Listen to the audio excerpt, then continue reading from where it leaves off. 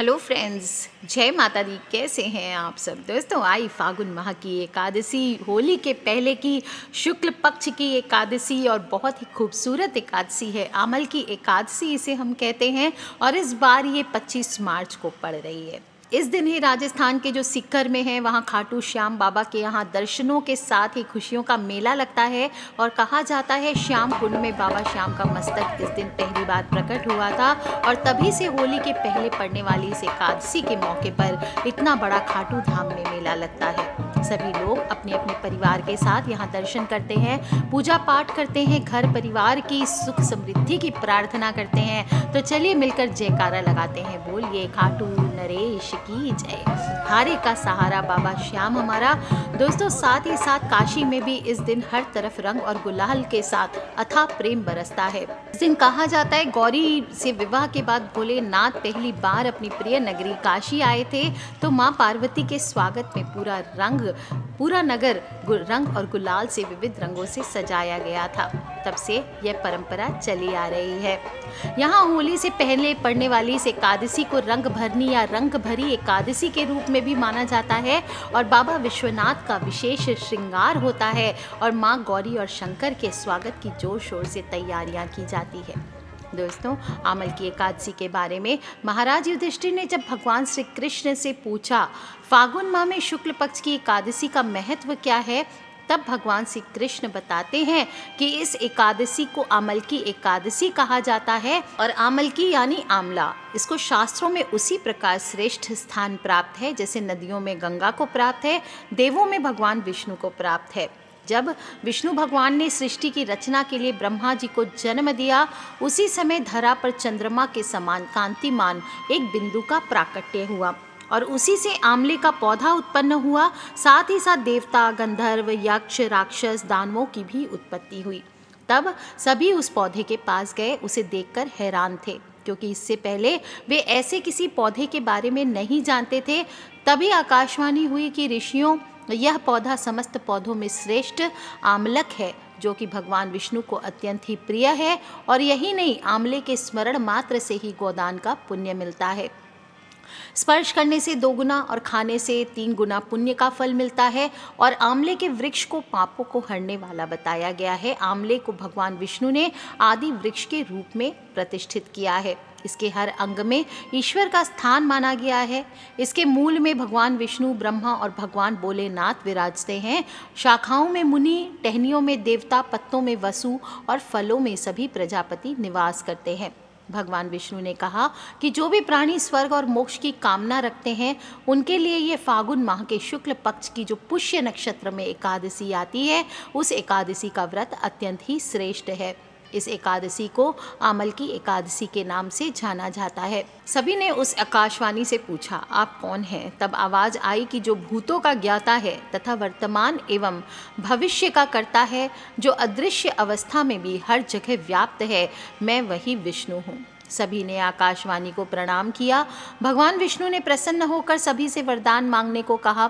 इस पर सभी ऋषियों ने कहा कि यदि आप प्रसन्न हैं तो कोई ऐसा उपाय बताइए जिससे स्वर्ग और मोक्ष की प्राप्ति हो जाए। इसके बाद भगवान विष्णु बोले कि फागुन माह में शुक्ल पक्ष की एकादशी को आमल की एकादशी का जो भी मनुष्य व्रत करेगा वो उसकी सभी मनोकामनाएं पूर्ण होगी।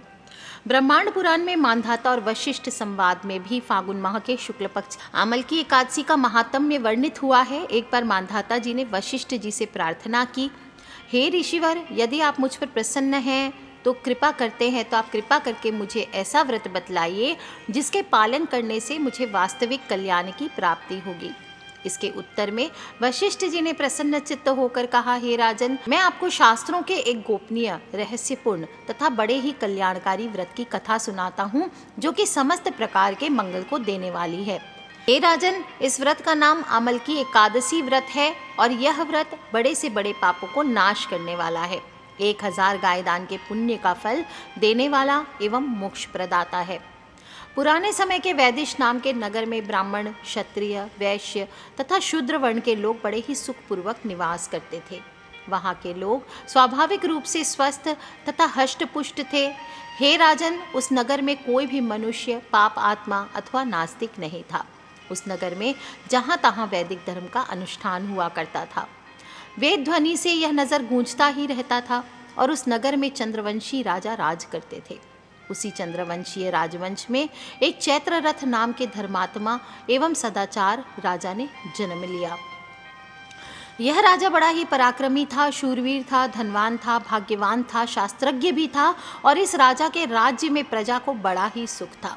सारा वातावरण ही अनुकूल था और यहाँ की सारी प्रजा विष्णु भक्ति परायण थी। सभी लोग एकादशी का व्रत करते थे। इस राज्य में कोई भी दरिद्र अथवा कृपण नहीं देखा जाता था। इस प्रकार प्रजा के साथ राजा अनेकों वर्षों तक सुखपूर्वक राज करते रहे। एक बार जब फागुन माह की शुक्ल पक्षीय द्वादशी संयुक्ता अमल की एकादशी आई तो यह एकादशी महाफल देने वाली थी। ऐसा जानकर नगर के बालक, वृद्ध, युवा, स्त्री, पुरुष, स्वयं राजा ने भी सपरिवार इस एकादशी का व्रत पूरे नियमों के साथ पालन किया। एकादशी वाले दिन राजा सुबह सुबह जल्दी से उठ करके नदी में स्नान आदि समाप्त कर समस्त प्रजा के साथ उसी नदी के किनारे पर बने भगवान श्री विष्णु भगवान के मंदिर में जा पहुँचे। वहाँ उन्होंने दिव्य गंध सुवासित जलपूर्ण कलश, छत्र, वस्त्र, पादुका आदि पंचरत्नों के द्वारा सुसज्जित करके भगवान की स्थापना की। इसके बाद धूप दीप प्रज्वलित करके अमल की अर्थात आंवले के साथ भगवान श्री परशुराम जी की पूजा की और अंत में प्रार्थना की, हे परशुराम, हे रेणुका के सुख वर्धक, हे मुक्ति प्रदाता, आपको नमस्कार है। हे आमल की, हे ब्रह्मपुत्री, हे धात्री, हे पापनाशिनी, आपको नमस्कार है। आप मेरी पूजा को स्वीकार करें। इस प्रकार राजा ने अपनी प्रजा के व्यक्तियों के साथ भगवान श्री हरि विष्णु एवं भगवान श्री परशुराम जी की पवित्र चरित्र गाथा का श्रवण किया, कीर्तन किया, स्मरण किया और एकादशी की महिमा सुनते हुए रात्रि जागरण भी किया। उसी शाम को एक शिकारी शिकार करता हुआ वहां आ पहुंचा और जीवों की हत्या करके ही वह दिन व्यतीत करता था। दीपमालाओं से सुसज्जित तथा बहुत से लोगों द्वारा इकट्ठे होकर हरि कीर्तन करते हुए रात्रि जागरण करते देखकर शिकारी सोचने लगा कि यह सब क्या हो रहा है। शिकारी के पिछले जन्म के पुण्य का उदय होने पर ही वहां एकादशी व्रत करते हुए भक्त जनों का उसने दर्शन किया। कलश के ऊपर विराजमान भगवान श्री दामोदर जी का उसने दर्शन किया। वहां बैठकर भगवान श्री हरि की चरित्र गाथा का श्रवण करने लगा। भूखा प्यासा होने पर भी एकाग्र मन से एकादशी व्रत के महात्म्य की कथा तथा भगवान श्री हरि की महिमा का श्रवण करते हुए उसने भी रात्रि जागरण किया। सुबह होने पर राजा अपनी प्रजा के साथ अपने नगर को चले गए तथा शिकारी भी अपने घर वापस आ गया और समय पर उसने भोजन किया। कुछ समय बाद उस शिकारी की मृत्यु हो गई तो अनायास एकादशी व्रत पालन करने तथा एकादशी तिथि में रात्रि जागरण करने के प्रभाव से उस शिकारी ने दूसरे जन्म में विशाल धन संपदा, सेना, सामंत, हाथी, घोड़े, रथों से पूर्ण जयंती नाम की नगरी के विदुरथ नामक राजा के यहाँ पुत्र के रूप में जन्म लिया। वह सूर्य के समान पराक्रमी, पृथ्वी के समान क्षमाशील, धर्मनिष्ठ, सत्यनिष्ठ एवं अनेक सद्गुणों से युक्त होकर भगवान विष्णु की भक्ति करते हुए तथा 1,00,000 गांवों का आधिपत्य करते हुए जीवन बिताने लगा। वह बड़ा दानी भी था और इस जन्म में उसका नाम वसुरथ था। एक बार वह शिकार करने के लिए वन में गए और मार्ग भटक गए। वन में घूमते घूमते थका हारा, प्यास से व्याकुल होकर अपनी बाहों को तकिया बनाकर जंगल में सो गया। उसी समय पर्वतों में रहने वाले मलेच्छ यवन सोए हुए राजा के पास आकर राजा की हत्या की चेष्टा करने लगे। वे राजा को शत्रु मानकर उनकी हत्या करने पर तुले थे। उन्हें कुछ ऐसा भ्रम हो गया था कि ये वही व्यक्ति है जिसने हमारे माता पिता, पुत्र पौत्र आदि को मारा था तथा इसी के कारण हम जंगल में खाक छान रहे हैं। किंतु आश्चर्य की बात कि उन लोगों द्वारा फेंके गए अस्त्र शस्त्र राजा को न लगकर उसके इर्द गिर्द ही गिरते गए। राजा को खरोंच तक नहीं आई। जब उन लोगों के अस्त्र शस्त्र समाप्त हो गए तो वे सभी भयभीत हो गए तथा एक कदम भी आगे नहीं बढ़ा सके। तब सभी ने देखा कि उसी समय राजा के शरीर से दिव्य गंध युक्त अनेकों आभूषणों से आभूषित एक परम सुंदरी देवी प्रकट हुई। वह भीषण भ्रुकुटी युक्ता, क्रोधित नेत्रा देवी क्रोध से लाल पीली हो रही थी। उस देवी का यह स्वरूप देखकर सभी यवन इधर उधर दौड़ने लगे, परंतु उस देवी ने हाथ में चक्र लेकर एक क्षण में ही सभी मलेच्छों का वध कर डाला। जब राजा की नींद खुली तथा उसने यह भयानक हत्याकांड देखा तो आश्चर्यचकित हो गया, साथ ही भयभीत हो गया। उन भीषण आकार वाले मलेच्छों को मरा देखकर राजा विस्मय के साथ सोचने लगा कि मेरे इन शत्रुओं को मारकर मेरी रक्षा किसने की। यहाँ मेरा ऐसा कौन हितैषी मित्र है, जो भी है मैं उसके इस महान कार्य के लिए उसका बहुत बहुत धन्यवाद ज्ञापन करता हूँ। उसी समय आकाशवाणी हुई कि भगवान केशव को छोड़कर भला शरणागत की रक्षा करने वाला और है ही कौन, अतः शरणागत रक्षक शरणागत पालक श्री हरि ने ही तुम्हारी रक्षा की है। राजा उस आकाशवाणी को सुनकर प्रसन्न तो हुआ, साथ ही भगवान श्री हरि के चरणों में अति कृतज्ञ होकर भगवान का भजन करते हुए अपने राज्य में वापस आ गया और निशंकटक राज्य करने लगा। वशिष्ठ जी कहते हैं, हे राजन, जो भी मनुष्य इस प्रकार से इस आमल की एकादशी का व्रत का पालन करते हैं वह निश्चित ही विष्णु लोक को प्राप्त कर लेते हैं। इस बार ये खास एकादशी का प्रारंभ 24 मार्च को 10:23 से हो रहा है सुबह के समय, और एकादशी तिथि की समाप्ति 25 मार्च को 9:47 तक रहने वाली है। एकादशी व्रत का जो लोग भी पारण करेंगे 26 मार्च को सुबह 6:18 से लेकर 8:21 तक कर सकते हैं। जो लोग भी गृहस्थ हैं वो सभी 24 मार्च को कर सकते हैं एकादशी व्रत। जो भी संत है, महात्मा है, जो भी साधु हैं या जो भी वैष्णव है वो सभी 25 मार्च को करेंगे।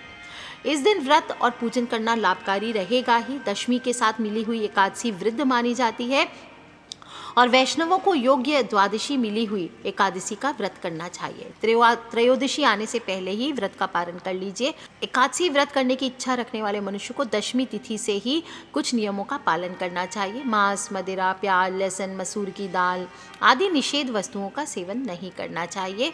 रात्रि को पूर्ण ब्रह्मचर्य का पालन करते हुए भोग विलास से दूर रह करके भगवान विष्णु का ध्यान करते हुए सोना चाहिए।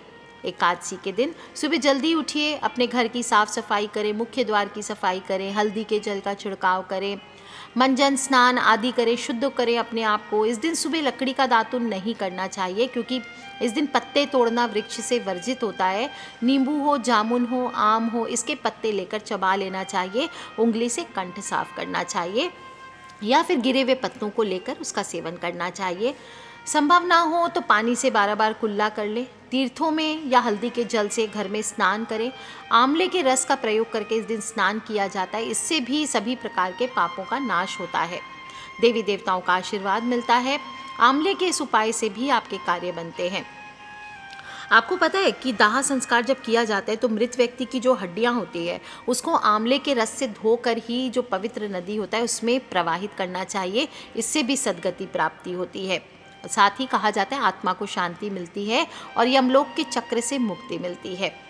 अभी आप जब स्नान कर लेंगे तो 1 लोटा जल हल्दी वाला लेकर के सूर्य देवता को अर्पित कीजिए। ओम सूर्याय नमः, ओम आदित्याय नमः, ओम भास्कराय नमः। फिर दक्षिण मुखी होकर उसी लोटे में जल ले लीजिए और पितृदेव को अर्पित कीजिए। ओम सर्वेभ्यो पितृभ्यो नमो नमः। और फिर अपने घर के मंदिर की साफ सफाई कीजिए।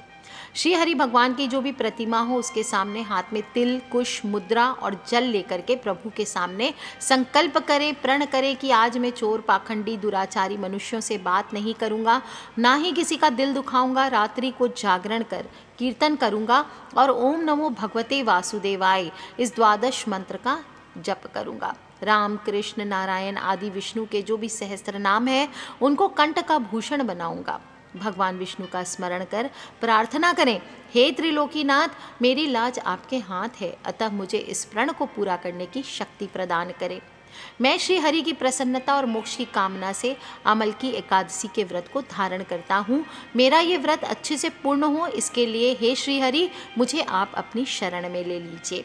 इस प्रकार से संकल्प करते हुए आपको षोडश उपचार विधि से भगवान की पूजा करनी चाहिए। आप चाहें तो उनको पंचामृत से स्नान आदि कराइए, मूर्ति आदि है, और जो भी भोग आदि लगाएंगे उसमें तुलसी पत्र का उपयोग ज़रूर करें। गीता जी का भी पाठ कर सकते हैं, आरती करें। इसके बाद आंवले के वृक्ष का पूजन करें। जिनके पास भी आंवले का वृक्ष नहीं है वो टहनी ला करके घर में भी पूजा कर सकते हैं, किसी गमले में रख करके कर सकते हैं। उस स्थान को गाय के गोबर से पवित्र करें। इसके बाद पेड़ की जो जड़ है उसमें बेदी बना करके उसके ऊपर कलश रखना चाहिए। देवी देवताओं को कलश में आमंत्रित करने के लिए प्रार्थना करें। कलश में थोड़े से जल, सुगंधित पंचरत्न आदि रखें, पंच पल्लव रखें, उस पर एक प्लेट रखकर थोड़ा अनाज रखें और उसके ऊपर दीपक जला दीजिए। कलश पर चंदन का लेप भी किया जाता है, वस्त्र पहना सकते हैं या कलावा लपेट दीजिए। इसके बाद कलश के ऊपर श्री हरि भगवान के अवतार या श्री हरि भगवान की ही जो भी मूर्ति हो, भगवान परशुराम की हो तो ये अच्छा है, उसको स्थापित करके पूजन करना चाहिए। इस दिन आप पितृदोष से छुटकारा पाना चाहते हैं तो आपको आंवले के पेड़ की जड़ में दूध भी चढ़ाना चाहिए। दूध चढ़ाते समय धार एक समान रहे, इस बात का ध्यान रखना चाहिए। और फिर आंवले के पेड़ में लाल रंग का धागा ज़रूर बांधना चाहिए। इससे मनुष्य की सभी मनोकामनाएं पूर्ण होती है। आपको अगर धन प्राप्त करना चाहते हैं तो सभी पूजा करने के बाद लाल धागा लीजिए और उसको एक टुकड़ा तोड़ करके अपनी मनोकामना बोलते हुए पेड़ की टहनी पर बांध देना चाहिए। इस प्रकार से लाल धागे का उपाय कीजिए और रात में भगवान की कथा, भजन, ये प्रभु का स्मरण करते हुए आपको रात्रि जागरण करना चाहिए।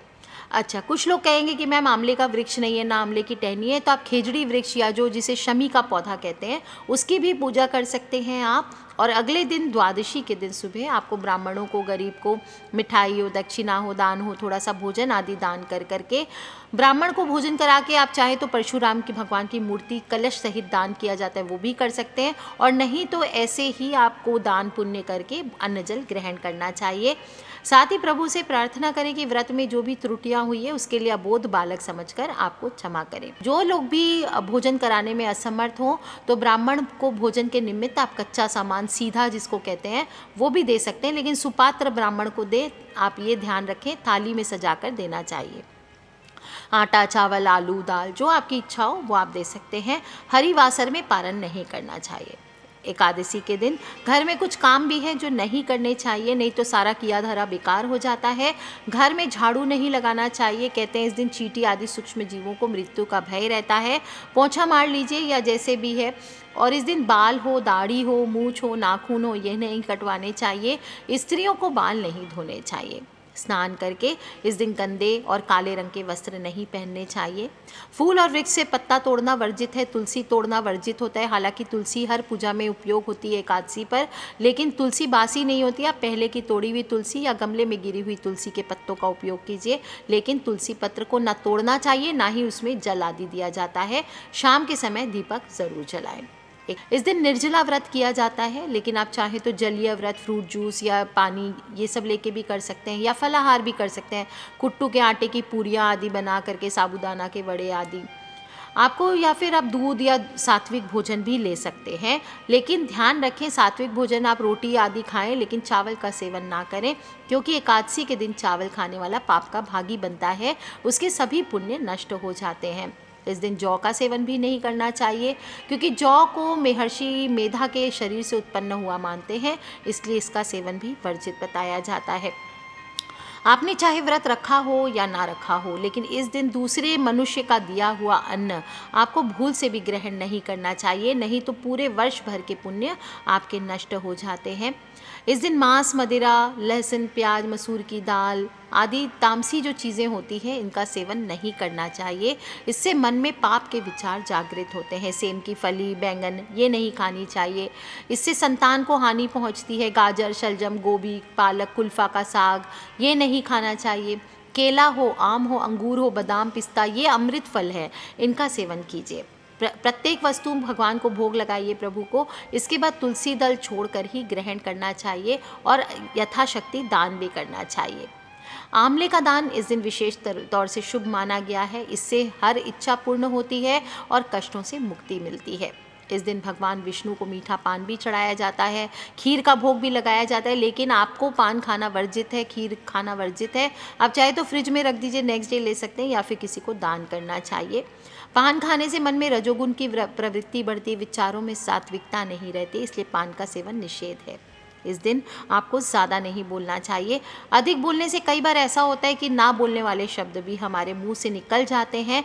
और पर निंदा, दूसरों की बुराई ये करना घोर पाप माना गया है। मन में दूसरों के प्रति कटु भाव रखना समाज में अपयश भी दिलाता है। साथ ही साथ पर निंदा करने से भगवान की पूजा अर्चना में मन नहीं लगता। और इस दिन अगर किसी निंदक से बात भी कर लें तो भी आपको फिर भगवान सूर्य नारायण के दर्शन कर धूप दीप से श्री हरि की पूजा करके क्षमा मांग लेनी चाहिए। इसलिए चुगली हो, बुराई हो, क्रोध हो, हिंसा हो, ये सभी चीज़ें, चोरी हुआ, ये नहीं करना चाहिए। इससे मन में विकार आता है और भगवान श्री हरि रुष्ट होते हैं। राजपाट की अगर आपकी इच्छा हो जीवन में तो वो नष्ट हो जाता है। मधुर वचन बोलें और पति पत्नी आपस में ब्रह्मचर्य का पालन करते हुए ओम नमो भगवते वासुदेवाय का ज़्यादा से ज़्यादा जप करते हुए दिन को व्यतीत करें। पराये पुरुष हो, पराई स्त्री, इनको नहीं देखना चाहिए। इस दिन कुछ उपाय हैं जो इस दिन एकादशी के दिन आपको ज़रूर करना चाहिए। साफ पीले वस्त्र को बिछाकर 5 आंवला आप रख लीजिए, ताज़ा नहीं हो तो सूखे आंवले भी रख सकते हैं।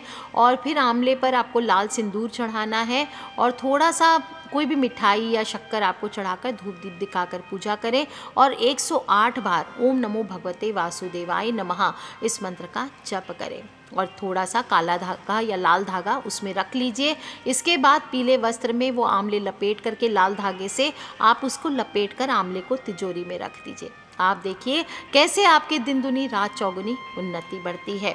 सूरज ढलने से पहले थोड़ी सी चने की दाल और हल्दी भी आपको केले के वृक्ष पर अर्पित करनी चाहिए और 108 तुलसी के पत्ते आप पहले दिन ही तोड़ कर रख लीजिए, उसकी माला बनाकर भगवान विष्णु को चढ़ाते हैं और देसी घी का दीपक जला करके विष्णु सहस्त्र नाम का पाठ करते हैं, तो इससे भी आपकी सभी मनोकामनाएं पूर्ण होती है, सभी परेशानियों का समाधान होता है। आंवला एकादशी है और इस दिन आंवल की एकादशी के जो व्रत की कथा मैंने आपको सुनाई है वो आपको भी सुनाना चाहिए। इससे श्री लक्ष्मी नारायण भगवान आपको मन चाहा वरदान देते हैं। आपके जीवन में जो भी अड़चने आ रही होती है वो दूर होती है, धन की कमी है तो वो दूर होते हैं और इस अचूक उपाय को अपनाकर आप अपना जीवन सुखी कर सकते हैं। इससे त्रिदेव के साथ साथ माता लक्ष्मी का आशीर्वाद भी आपको मिलता है, अक्षय फलों की प्राप्ति होती है। तो कर लीजिए आप भी ये उपाय दोस्तों और अपने फ्रेंड्स, फैमिली, मम्मी पापा, भाई बहन, बच्चे सभी लोगों से इस कथा को कम से कम सुनाएं। और कहा जाता है कि इस दिन आंवले के वृक्ष के नीचे भोजन करने से वृक्ष का पत्ता अगर भोजन की थाल में गिर जाए तो समझ लें कि त्रिदेव का आशीर्वाद आपको प्राप्त हो गया है। इस दिन आप घर में आंवले का वृक्ष भी लगा सकते हैं और सही तरीके से उसकी विधिवत पूजा कीजिए। आप देखेंगे आपकी हर प्रकार की समस्याओं का निवारण होता है। तो कर लीजिए उपाय दोस्तों, खिलखिलाते रहे, मुस्कुराते रहे, सब्सक्राइब करके रखें ताकि आने वाले वीडियो से आप और मैं कनेक्टेड रहें और अपने फ्रेंड्स, फैमिली, मम्मी पापा, भाई बहन, बच्चे सभी लोगों से इसे शेयर करना बिल्कुल ना भूलें। ठीक है फ्रेंड्स, लव यू ऑल। जय माता दी, बम बम भोलेनाथ की जय, विष्णु भगवान की जय, लक्ष्मी मैया की।